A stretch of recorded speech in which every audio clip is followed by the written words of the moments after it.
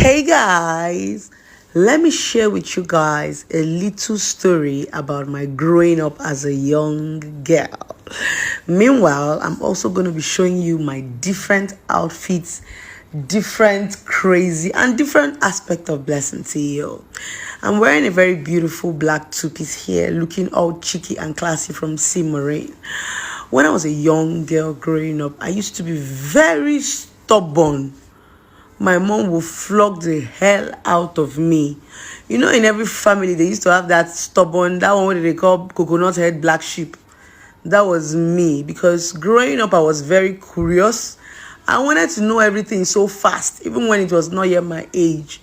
I asked a lot of weird questions that sometimes my mom would squeeze my mouth and tell me, Nkiruka me chicken no. Nkiruka me chicken no.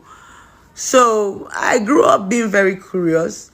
And a lot of people used to like me because when we have visitors, I can go and engage the visitors and they will like me. And when the visitors are going, now let me they dash money, because now let me they bold enough to come outside from room, come greet them, come they gist them, and my mom hates it. She will first of all give me bombastic side eye. And this is Blessing Okoro again. Blessing CEO in a different attire. Sometimes I love something that is skimpy. This is just me having fun in my office. So my mom will flog me and say, anytime you see visitor in the parlor, in Kiruka, make sure you don't step your foot outside. The worst is, whenever you're a visitor and you come to visitors, my mom will cook food and give you more than 25 meats. But when she's giving us meats, I used to eat the leg of the chicken, me and my brother. They will not tie the intestine. Then my kid sister then will eat the head. The other ones will eat the other parts. So each time we see visitors with plenty meat in their food, we'll go and sit down beside the visitor. My mom will shout, Nkiruka, come quickly, come and take drinking water and drop for auntie and uncle. When I enter kitchen, the kind two slap where they go wipe me. Even auntie and uncle will go begin ask, please, where is Nkiru? Say she's sleeping, she slept off. So my baza queen did not start today. It started from childhood. And growing up, I love to wear skimpy things. You know, it's just when you become famous, people get to think that you do things about them. I'm a skimpy person. Like, growing up, I was the jean and the crop top kind of girl that if my mother buys a t-shirt for me, I will tie it at the back. Before crop top started trending. So I've always been a skimpy person. In my secondary school, I was suspended. I told you guys I'm a very stubborn person. If they say don't wear short skirt, and that time I will go cut tailor, go cut my skirts, go to reach my waist. I be going to reach my lap. Until I left secondary school, I wrote my WAEC somewhere else.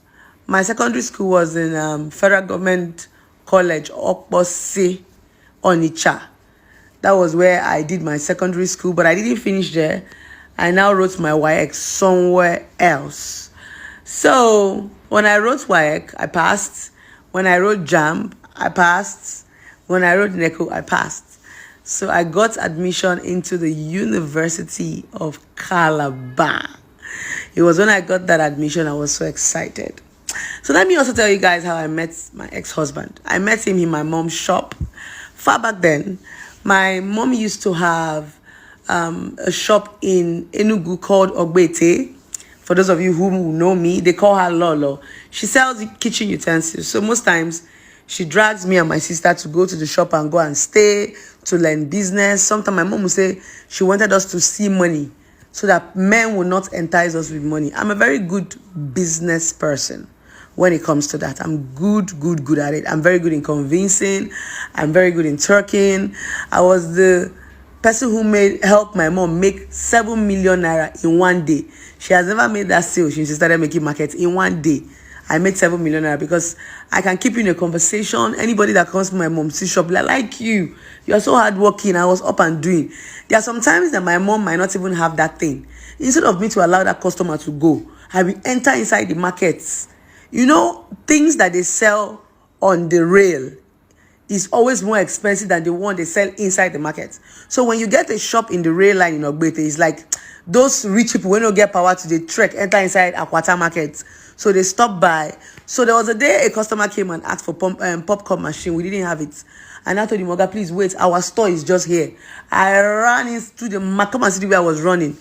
Let's assume we sell the popcorn machine for 60,000 in the market. Inside the market, we can get it for like 50,000 or 52,000. So I carried it. There was no even time for borrow. Because it's a very big market now. Barrow go, they jam each other. But there's a very big market for those of you that know Enugu very well. So I carry this popcorn machine for head. They run so that the customer doesn't. When people saw me, they couldn't believe it. As beautiful and as young as I was, you would like to have seen me. I was sweating. I was running with popcorn machine in my head. Then I got to the shop. The man was so impressed. He said he's buying it for his wife. Jeez. Look at how you're sweating. I said, the parking store is so much. So I had to go and sort it out. The man even dashed me 5,000 naira before he left. And I told him, thank you. So that was what I was doing with my mom until finally I met my ex-husband in my mom's store. At that point, according to him, he actually studied engineering in school, but he got a job as a banker. Then when banks were still banks, they came for training in Enugu. Then he was working with UBA, I guess. So they came to buy like a send forth gift for their colleagues. So they landed in my mom's shop. He didn't come alone. He came with his colleagues and his friends. There were about 5 to 6 boys, if I could remember. All of them were just saying, fine girl. I was suggesting to them what to give, if he's a girl, if he's a guy. Because he said they wanted to do that ballot box. Anybody's name you pick. So I was not telling them, okay, if they are doing the ballot box, they should pick a random gift that you can give to a man can use. I suggested blender, tea mugs, teacup, and a whole lot of kitchen utensils that my mom was selling that both male and females will be needing in their home. So when they finished buying, I finished wrapping the gifts. When they were leaving, my ex-husband wrote his number in a carton. Now, in my mom's shop, there are some old cartons that we used to wage products. For those of you who have done business, and Igbo people, so we use some cartons to wage some things that we bring out, like samples. So that was where he wrote his number. He was the sales girl, and I told me, this guy will write number. I didn't even look at the number until one day I wanted to eat, and I told the sales girl to go and buy me food. So when she was about going to buy me food, she said, auntie, go call this number we write since that time. Then I was using a Samsung Flip. One of my uncle bought for me. That Samsung Flip. I missed that phone. So I dialed the number. I called. I said, hello.